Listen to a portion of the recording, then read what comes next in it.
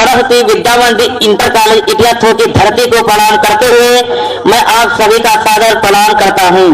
मैं कक्षा एकादशम का छात्र शिवम मौर्य आज राष्ट्रीय युवा दिवस के उपलक्ष्य में अपने विचारों के साथ युवा शक्ति का वंदन अभिनंदन करने आया हूँ।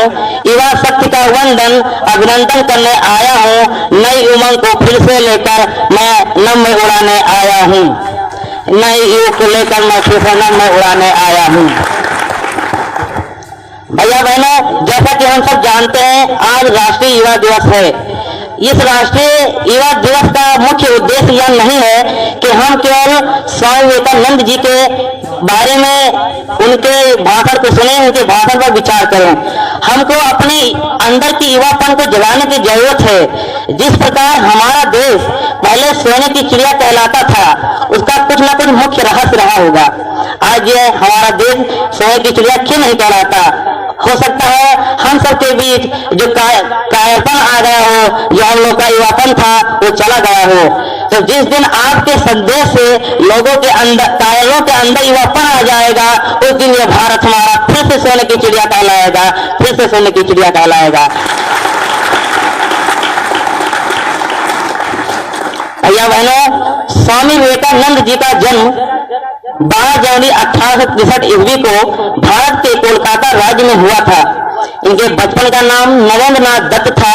इनके पिताजी का नाम विश्वनाथ दत्त व माता का नाम पुनौसी देवी था। इनके पिताजी कोलकाता के हाई कोर्ट में वकालत किया करते थे। वो चाहते थे कि मेरा पुत्र भी बड़ा होकर ऐसे ही वकालत करे, लेकिन दूसरी तरफ इनकी माता जी के साथ ही स्वामी विवेकानंद जी का जो रुचि था वो अध्यात्म ज्ञान की ओर था। इनका पढ़ाई में मन बिल्कुल मतलब लगता तो था, लेकिन बहुत ज्यादा रुचि नहीं थी।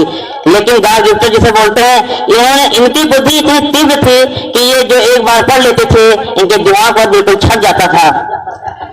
ये लोगों से सिर्फ एक ही प्रश्न पूछा करते थे कि भगवान कहाँ है। बचपन से ही भगवान के बारे में जानने की इनकी सर्वशक्ति थी। लोगों से यही पूछते थे, भगवान क्या कहाँ है, क्या आपने भगवान को देखा है? सन 1881 ईस्वी की बात है। सर्वप्रथम ये कोलकाता में एक मंदिर थी जिसे दक्षिणेश्वर काली मंदिर के नाम से जाना जाता है। वहां पर इन्होंने परमहंस जी से मिला और उनसे भी यही बात कही कि क्या आपने ईश्वर को देखा है? तो परमहंस जी ने बड़े सरल स्वभाव में कहा, हाँ मैंने ईश्वर को देखा है, मैं ईश्वर को देखता भी हूँ और मैं ईश्वर को उसी प्रकार देखता हूँ जिस प्रकार मैं आपसे बात कर रहा हूँ। स्वामी जी अचंभित हो बोले और वो अचंभित हो गए और बोले, किस प्रकार? तो उन्होंने उत्तर दिया कि मैं ईश्वर को जो देखता हूँ उसी प्रकार जिस प्रकार मैं आपको देख रहा हूँ, बस फर्क इतना है कि मैं उनको आपसे अधिक गहराई में महसूस कर रहा हूँ। इस जवाब को सुनकर स्वामी विवेकानंद जी भक्ति में लीन हो गए और परमहंस जी को अपना गुरु मान लिया और 25 वर्ष की अवस्था में ही उन्होंने अपना घर त्याग कर अपना सारा जीवन अपने गुरु जी में गुरु जी में ही निर्वाह किया। भैया बहनों, घटना है 11 सितंबर 1893 ईस्वी की। वहां पर 13 देशों के लोगों, विश्व के सबसे घना आबादी वाला शहर अमेरिका का शिकागो, वहां पर विश्व धर्म सम्मेलन हो रहा था, जहां पर लोगों ने यह सुन रखा था कि भारत की संस्कृति, भारत की सभ्यता, भारत विश्व गुरु कहलाता है। यहाँ की संस्कृति सभ्यता बहुत ही ज्यादा प्रसिद्ध है, लेकिन यहाँ के तो तरफ से एक आम आदमी के रूप में विवेकानंद जी आए हैं। ये भारत की संस्कृति, भारत का परिचय किस प्रकार देंगे? लेकिन जब बात आई स्वामी विवेकानंद जी ने, तो इन्होंने सिर्फ 5 शब्द ही बोले जिससे लोग अपनी कुर्सी पर खड़े होकर, अपना स्थान पर खड़े होकर 2 मिनट तक तालियां बजाते हैं। वो 5 शब्द क्या थे भैया बहनों? वो ये थे, all brothers and sisters of America. वहां के लोगों ने सोचा कि न हमारा रक्त मिलता है, न हमारे रिश्तेदार हैं, न ये हमारे कोई घर के हैं, इन्होंने मुझे अपना भाई और बहन के समान मान लिया। उन लोगों ने आज तक कभी ऐसा सुना ही नहीं था और ये सुनकर वो इतने अधिक प्रभावित हो गए कि अपने कुर्सी पर खड़े होकर 2 मिनट तक तालियां बजाते रहे।